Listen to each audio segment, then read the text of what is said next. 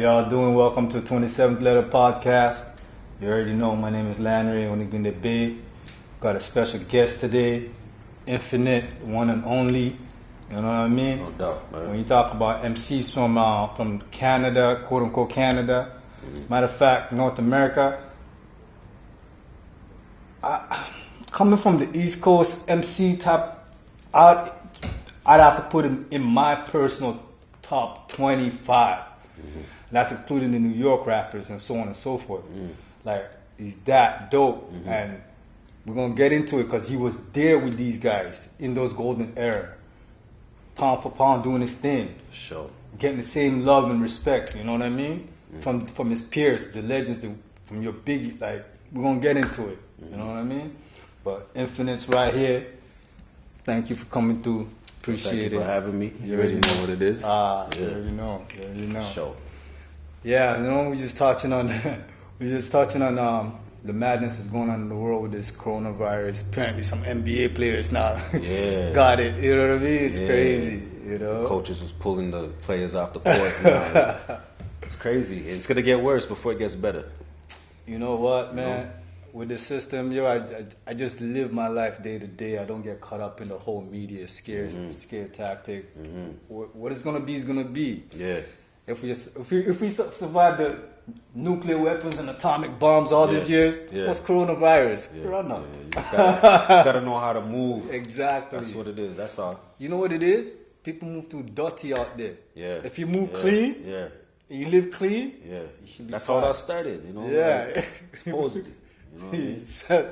But we know about the lab, but we won't get into that. We don't want to get into that. Yeah. But right away, I'm just going to get right into it. No doubt. So who's your mother? Like, were you born here?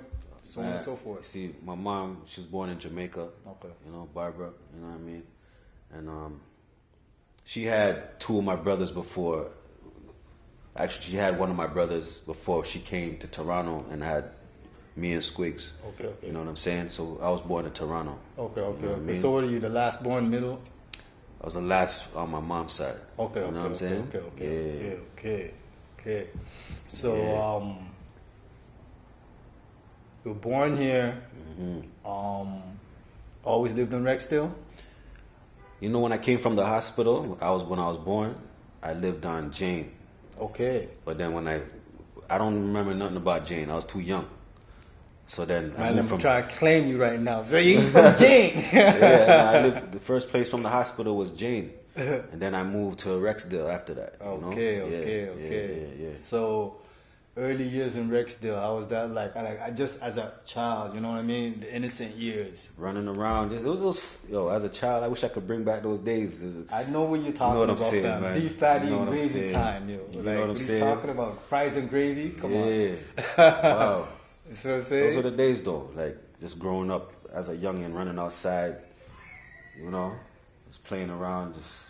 But that's when everybody was around, so it's like everything was blessed. We could bring back that, you know. Fam, I can't even. I be watching my children. My son's 5 and 6. They want to go out and be like, you gotta watch it. You know what I'm saying? Like, you know what I mean? About to build a drone to follow them around with a camera. You know? It was like, crazy from a long time, but it just got crazier. You know what I mean? It's televised now. It's like a lot of horrific stuff is televised now. I mean, even you're going to be afraid to have your kids playing outside after seeing the 2 little girls get shot. Like, you know what I mean? Psychological. I was walking to the store when I lived in Rexdale. I was walking to the store. I was getting big. I was about 11 years old. And I heard, BAM! I heard somebody shot after me. But I looked around, and I seen a little pickup truck drive by slow. And I think it was some rocker dudes in there though, you know what I mean? But I was a little innocent kid. I didn't run, I didn't do nothing. I just looked, watched them drive by, and I just went about my business to the store, you know? So this is way back in the days, man. So hold on. So you're telling me at 11, this is something that you dealt with in Rex? Yeah. So you're just minding your own business. So that's like was that a regular thing? Or that was just... That's the first time that I seen something like that happen to me, whatever. Yeah. But I mean, being inside my bed at night... Did you feel like that was for you? Or you just managed to I looked around, I was the only one outside. It's crazy. There's some crazy people out here, man. I was a kid.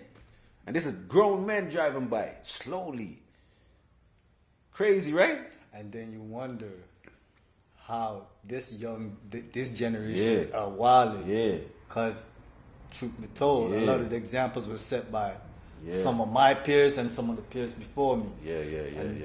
We got to take onus, on sure. some level. For And sure. I see what you're doing. I see how you do with your music, messages in your music. Yeah. You don't glorify certain things. Nah. Even though we know you've been through certain things, you don't glorify it. See, You when know what I mean? glorify certain things, they say like when you show like money and when you show this and you show that, it's like those are the people trying to look for it, like trying to, you know what I mean? Like when you glorify those, you don't have to glorify those things, man. People run away from glorifying those things. Okay, you understand? I'm glad you brought that up. This is the next thing that I noticed, where this era, they like the camera. Unless you were a rap MC like you or acting in a movie back in that era, it's the only time we see camera is security. Yeah.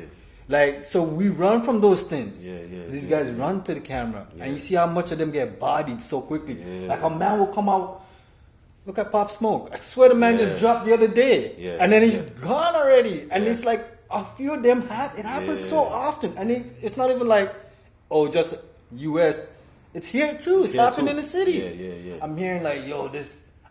I'll go read about a man getting killed, find out he's a rapper. Yeah. Oh, he's a rapper? Yeah. Then I go look him up. I'm like, God damn, he just started yesterday. Yo, just pure rappers dropping out in the city. You know what I mean? You just have to know how to move and know where to put yourself. You know what I mean? But we're gonna touch on that. We're gonna touch on that because that's something I want you to touch on in regards to your own story. You know what I mean? Yeah. See, so you were born out here. You know what I mean? Yeah. For sure. Upbringing, playing innocent childhood, but like you just said, you had this little traumatic experience. Yeah. How did that shape you? Like, what did that do to you? You know what? Growing up, I always thought about that. Like, why would somebody even try to do that? Like, to somebody's kid. Like, you picture your kid walking to the store. Like, you know what I mean? It's crazy. That's all I do. I'm like, I wonder why. That's all I could do. Okay. How did you feel safe walking the streets after that? I felt safe, but I was confused. Why would somebody want to do that? Like, you know what I mean? It's crazy. Yeah, minding my own business in the broad daylight too. Madness. On the Ave. It's crazy. So how old were you when you got into music? You know what? I started rapping about grade 5, 6. Like messing around. Okay. Probably grade 6. At that point, who were you looking up to as far as MCs? MCs? I was looking up to my oldest brother. Okay, so they were like immediately your role models were right there. Right, my role model was my oldest brother, Cain. Okay. That's my manager, you know? Okay. And I thought Cain was like the sickest rapper. You know what I mean? Okay. So that's So probably why I started rapping so young. Yeah. He set the bar early. Yeah. Okay. No doubt. You remember your first verse? Kinda. I met a 1-2 line, I think. You laugh? Yo, You're laughing already. my first rap? Holy. You remember? I remember a 1-2, like, you want me to spit the verses? What? Give us a couple of bars. I don't remember bars. I remember, like, my name is Dale. Stop this. Rexdale. What's up? Oh, Lee, fresh not stale. Like, Okay. Yo, we used to battle. Yeah, we used to battle in the washroom at Smithfield. You know what I mean? Okay, so I think that's what got the bars up. Okay. You know what I mean? Yeah, because aside from your older bro, who was in the industry that you looked at, it was like, yo, that guy's ill, and I need to be on that level or sicker than that. I was mad young, and I seen like Eric B. and Rakim, or who was doing it them times. There was a couple rappers coming out, Steezo, because we used to get Rap City back in the days, so we got to see people that were coming out from New York. What do you mean, the Rap City from the States? Or? Rap City in Toronto. Okay. Yeah, like we started getting Rap City over here. On Much Music. Okay, they were playing some. When you think about it, they were were playing some sick videos. No, they were. Yeah, not anymore, but they were. Yeah. They were. So that's how we know certain foundation music like BDP and Big Daddy Cain and certain little things. But that's like when we're young. So Rakim and those guys were a big influence on you. Yeah, but I was more my brother, like, you know what I mean? It was more like my brother I was looking up to, like, Okay. You know what I mean? Missy, me too, though. She was doing her thing back then. Yeah, Missy was. Yeah. I've been trying to get Missy on to sit down. Hope she says sometime soon. Missy, you already know. Waiting on you, goddess. Anytime. But yeah, so grade 6, you start writing rhymes and doing your thing. Yeah. When did it become a thing where you're like, I'm gonna do this? Yeah. When I went to Marion Academy, that's my high school. So during high school, that's a big basketball school still. Yeah. That's his father, Henry Carnell, right? Mm-hmm. So yeah, during the end of my high school years, that's when I started writing. That's when I wrote my verse, I think, for Easy on the Motion, to be honest with you. Say a word. Yeah, like near the end of that, So hold on. When did Ghetto Concept come into the whole thing for you? Were you part of the group already by the time you finished high school, or did that all come together? No. Okay, so during high school, Ghetto Concept was formed.